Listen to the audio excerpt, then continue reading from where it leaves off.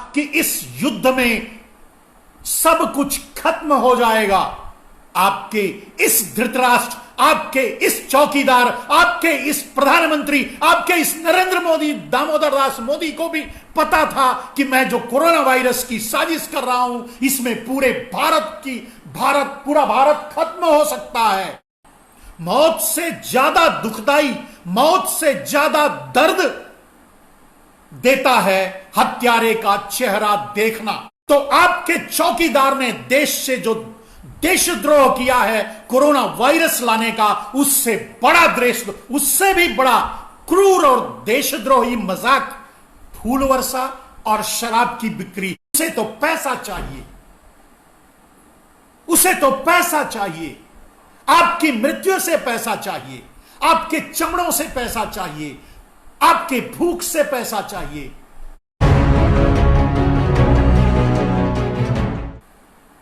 मैं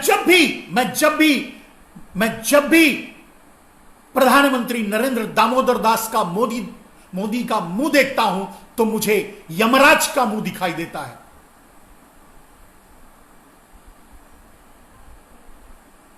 और ये समझ लो, मौत से भी ज्यादा दुखदाई होता है कातिल का चेहरा देखना। यह देश को पता चल चुका है, यह देश समझ चुका है कि इस देश का कातिल प्रधानमंत्री की कुर्सी पर बैठा है, और उसका चेहरा इस देश को अगर देखना पड़ रहा है तो सोचो कितना मुश्किल होता होगा।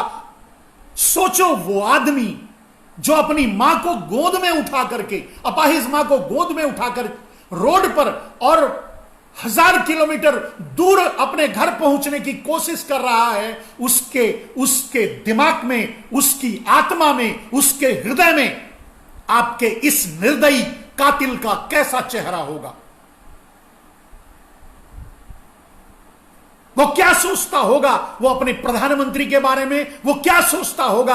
अपने मुख्यमंत्री के बारे में वो क्या सोचता होगा? अपने नेताओं के बारे में, अपने शासकों के बारे में वो क्या सोचता होगा? वो मां जो अपने बच्चे को गोद में उठाए हजारों किलोमीटर पैदल चलने के लिए तैयार हो चुकी है और घर से निकल चुकी है और जाने के लिए रास्ते में है, सोचिए उसके दिल पर क्या गुजरती होगी, उसकी आत्मा में क्या गुजरती होगी और कौन सी छवि होगी। जो मैं आज कह रहा हूं, क्या उसके दिल में यही नहीं होगा? क्या वो मां ये नहीं सोचती होगी? इस नरेंद्र दामोदर दास मोदी को कातिल नहीं मानती होगी? इस नरेंद्र दामोदर दास मोदी को हत्यारा, क्रूर नहीं देखती होगी? क्या यमराज की तरह देखती होगी? सोच के देखिए।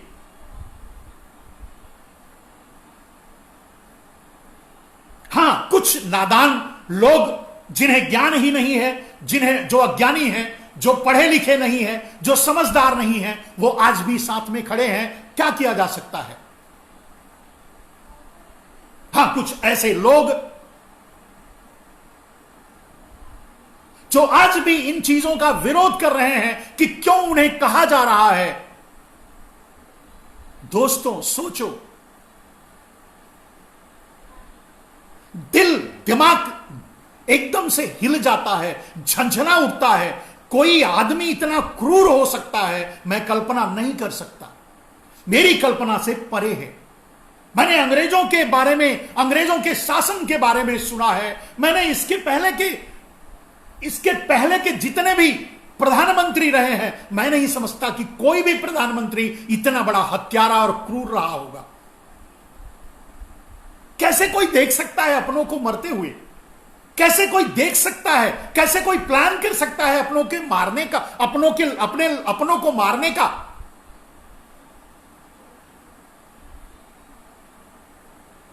कैसे कोई अपने क्षुद्र स्वार्थ के नाते पूरे देश को मौत के आगोश में समा देने के लिए ढकेल देता है, झोंक देता है? किसी के पास कोई जवाब नहीं है मेरे दोस्तों।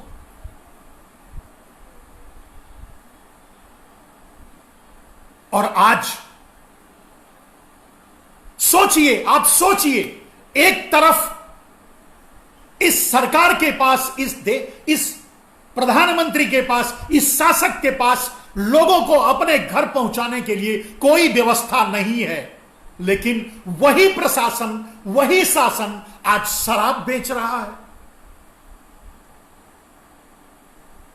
आप सोचिएगा जरूर।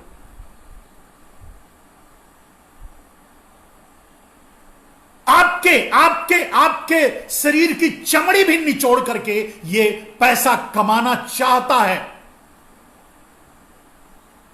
आप आज मर रहे हो, मर तो जाओगे ही, कोरोना वायरस से तो मरने वाले हो, थोड़ा शराब पी लो, शराब पी करके इस सरकार को कुछ पैसे देके जाओ।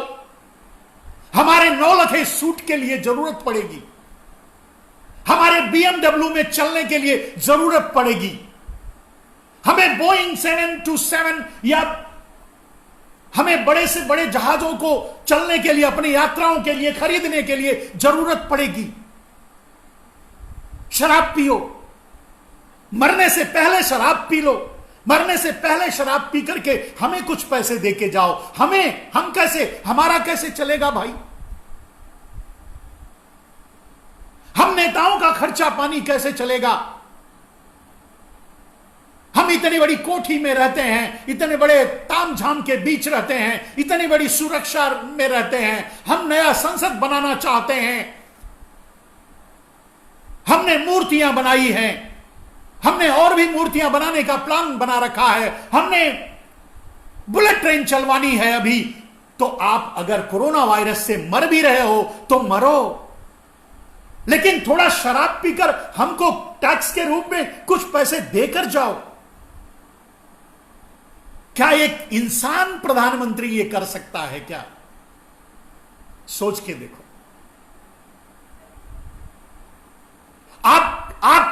अगर आप मेरा विरोध करना चाहते हैं, आप मेरी बात को काटना चाहते हैं, तो आपके सारे प्रश्नों का उत्तर मात्र इस बात में छुपा है कि आज पूरा देश कोरोना वायरस से लड़ रहा है।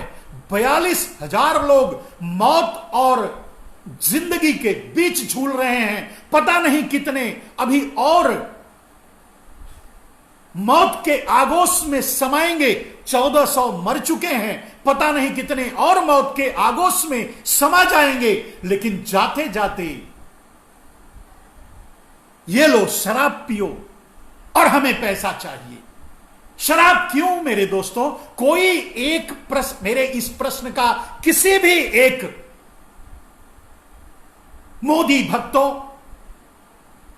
चौकीदार के भक्तों के किसी एक चौकीदार में यह साहस है, यह दम है, यह हिम्मत है कि वो मेरे एक भी प्रश्न का जवाब दे पाए?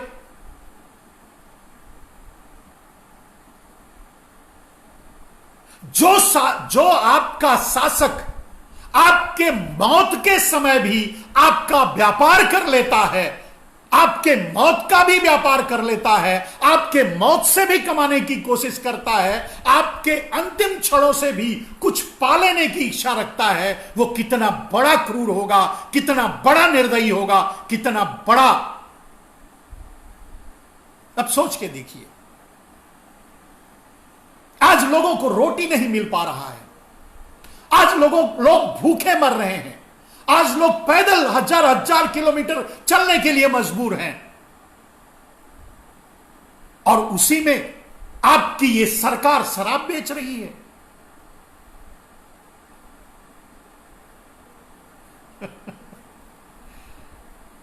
मैं इसी बात को एक बार फिर दोहराता हूं मेरे दोस्तों, कि मौत से ज्यादा भयानक होता है मौत हत्यारे का चेहरा देखना। मौत से ज्यादा दुखदाई, मौत से ज्यादा दर्द देता है हत्यारे का चेहरा देखना। और हत्यारा यमराज आपके सामने है, आपका हत्यारा, आपका कातिल, आपका यमराज आपके सामने है, और उस कातिल को देख देख करके आप चूहे की तरह अपने घरों में कैद पड़े हो। जाने अनजाने पता नहीं किस बहाने से सब्जी में, सामान में, या रास्ते में या किसी कैसे भी पता नहीं किस रास्ते से मौत आपके पास आए, आपको मौत अपने आगोश में ले ले, आप मर जाओ और उस मौत का चूहे की तरह अपनी बिलों में छुपे छुपे आप और हम इंतजार कर रहे हैं, और उसमें आपका चौकीदार, आपका प्रधानमंत्री, आपका शासक उसमें भी व्यापार कर रहा है, शराब का व्यापार।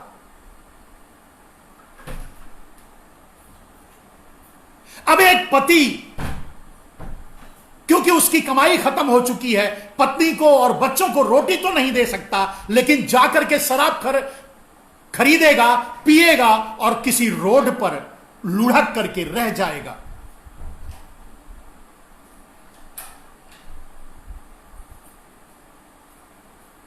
अगर मुझसे कोई पूछे, अगर मुझसे कोई कहे, तो आपके चौकीदार ने देश से जो देशद्रोह किया है कोरोना वायरस लाने का, उससे बड़ा देशद्रोह, उससे भी बड़ा क्रूर और देशद्रोही मजाक फूल वर्षा और शराब की बिक्री है।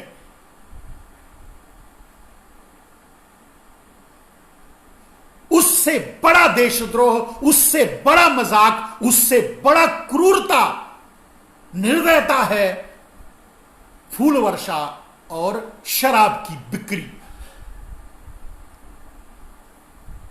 अब कोई फर्क नहीं पड़ेगा, एक मां, एक बेटी, एक पत्नी घर में तड़प करके ऐसे ही मर जाएगी और उसका पति या उसका घर का जो कमाने वाला होगा वो कहीं शराब पी करके मर जाएगा, या इस अवसर का फायदा उठा करके चूहे बिल्ली के खेलों में शराब पी करके कहीं बलात्कार करेगा, कहीं कत्ल करेगा, कहीं लूट करेगा, कहीं छिनैती करेगा। ये सब कुछ होगा, लेकिन इसके बारे में एक भी सोच नहीं है आपके चौकीदार की। उसे तो पैसा चाहिए, उसे तो पैसा चाहिए, आपकी मृत्यु से पैसा चाहिए, आपके चमड़ों से पैसा चाहिए, आपके भूख से पैसा चाहिए।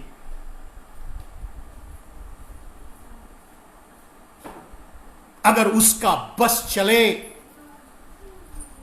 तो कोल्हू में डाल करके आपके हड्डियों का चूरा बना करके भी उससे पैसा कमा ले, ऐसा शासक आपको आज मिला है।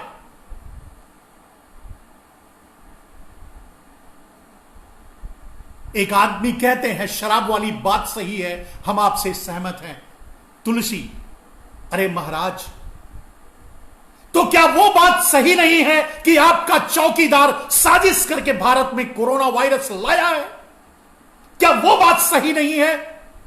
क्या यह बात सही नहीं है कि अगर फरवरी के पहले सप्ताह में लॉकडाउन कर देता, अंतरराष्ट्रीय लॉकडाउन, तो भारत में एक भी कोरोना वायरस नहीं होता आज?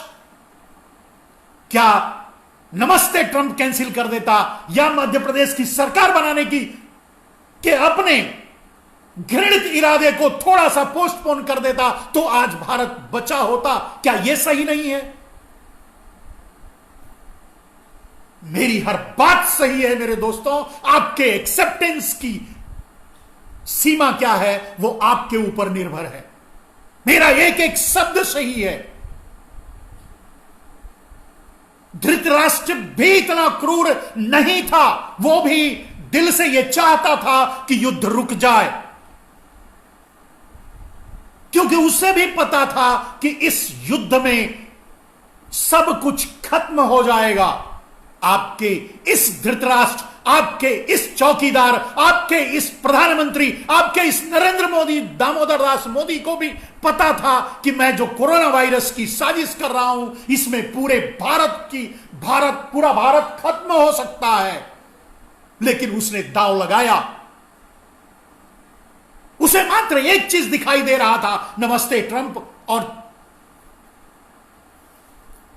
मध्य प्रदेश की सरकार। लेकिन यह सही बात नहीं। सही बात यह है कि वो साजिश कर रहा था अपने कुकर्मों पर पर्दा डालने के लिए, जो इन 7 सालों में वो नहीं कर सका था।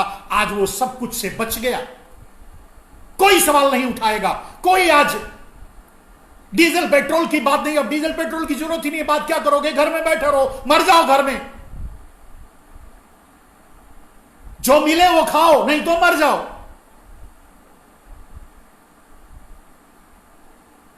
क्या कौन सी मेरी बात गलत है? अगर आप इंसान हो तो मेरा विरोध नहीं कर सकते, मेरी बातों से सहमत आज नहीं हो। अगर किसी बात से आपको आज गलत लगती है तो मेरा यह वादा है कि 10 दिन के बाद उसे आप स्वीकार करोगे।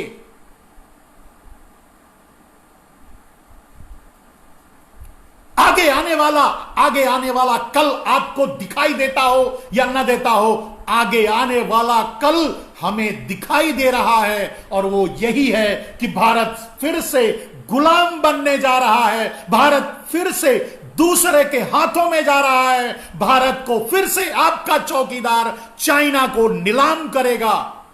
ये मैं जानता हूं, ये मैं बता रहा हूं, और ये आपके सामने आएगा। दोस्तों, जब ये मजदूर गांव से बाहर नहीं आएंगे, जो हजार किलोमीटर चल करके अपने घरों तक पहुंच रहे हैं, जब ये गांव से बाहर नहीं निकलेंगे, जब ये शहरों में नहीं आएंगे, तो सारा जीडीपी खत्म, सारा उत्पादन खत्म, सारा विकास खत्म, सब कुछ थम जाएगा। और तब हम सब कुछ, अपने हर जरूरत की चीज चाइना से मंगाएंगे और खाएंगे और रहेंगे और जिएंगे, तो चाइना हमसे गुलामी करवाएगा। सीधी सी बात है मेरे दोस्तों, और यही साजिश है।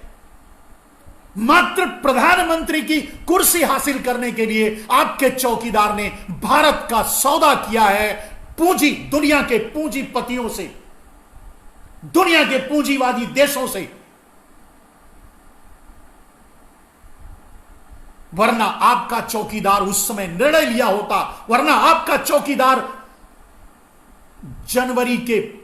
फरवरी के पहले सप्ताह में अंतरराष्ट्रीय लॉकडाउन किया होता, आपका चौकीदार मार्च के पहले सप्ताह में राष्ट्रीय लॉकडाउन किया होता, आपका चौकीदार मजदूरों को उनके घरों तक इज्जत से पहुंचा दिया होता।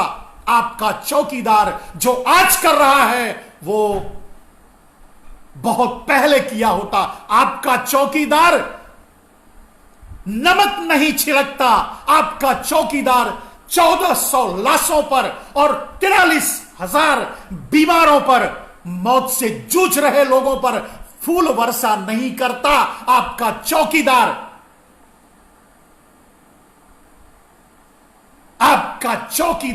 कातिल है, आपका चौकीदार निर्दयी है, आपका चौकीदार नृशंस है, आपका चौकीदार उस धृतराष्ट्र से भी क्रूर है। मरो, हम भी मरेंगे, आप भी मरोगे। फर्क बस इतना है कि हम कातिल को जानते हैं, आप कातिल को नहीं जानते। कोई बात नहीं, यह होता है, अक्सर होता है। नादान लोग कातिल को ही अपना मसीहा मानते हैं, मानो। लेकिन एक भी तर्क आपको नहीं मिलेगा, एक भी तर्क। आज अगर फूल की वर्षा की गई, हम मानते हैं, हम कह सकते हैं कि जो कोरोना वायरस से संघर्ष में फ्रंट पे हैं, उनका हम स्वागत कर रहे हैं, हम उनके ऋणी हैं, हम तो उनका दिन रात स्वागत कर रहे हैं, उन्हीं की देन है कि हम जिंदा हैं। लेकिन हम उनका क्या कर रहे हैं जो 42,000 लोग जिंदगी और मौत से जूझ रहे हैं, 43,000 लोग। हम उनका क्या कर रहे हैं जो 1400 लोग अकाल मृत्यु काल के गाल में समा गए। हम उनका क्या कर रहे हैं? हम उनके ऊपर फूल की वर्षा करके नमक और मिर्च लगा रहे हैं। और हद तो तब हो जाती है मेरे दोस्तों, जब आपका चौकीदार, जब आपका प्रधानमंत्री, जब आपका धृतराष्ट्र आपको इस दिन में भी शराब पिलाने की कोशिश करता है, अपने बीएमडब्ल्यू के लिए, अपने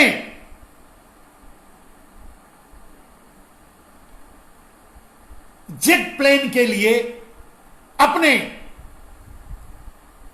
नौलखा सूट के लिए, अपने ऐशो आराम के लिए, जब पूरे देश को अब शराब पिलाने की भी कोशिश करता है। कम से कम आज तो यह दिन नहीं, आज तो यह दिन था कि अब अगर हम भोजन नहीं हमको मिल रहा है, अगर हम जरूरतों के लिए संघर्ष कर रहे हैं, अगर हम कुछ नहीं मिल रहा है, तो शराब हमें कैसे मिल रही है? और शराब क्यों मिले? अब शराब पिया हुआ पति दिन भर अपने घरों में रहकर अपनी पत्नी से लड़ेगा? शराब पीकर करेगा क्या? यह मुझे बताइए मेरे दोस्तों। और इस शराब की जरूरत किसको है? क्या इन 2 महीनों में देश शराब के बिना नहीं चला कि आपका क्रूर शासक, निर्दयी शासक, दुर्दांत शासक आपको शराब भी पिलाने लगा? क्या आपका यह निर्दयी शासक शराब के गम में आपकी मौत को भुला देना चाहता है? शराब पी लो और मौत को भूल जाओ।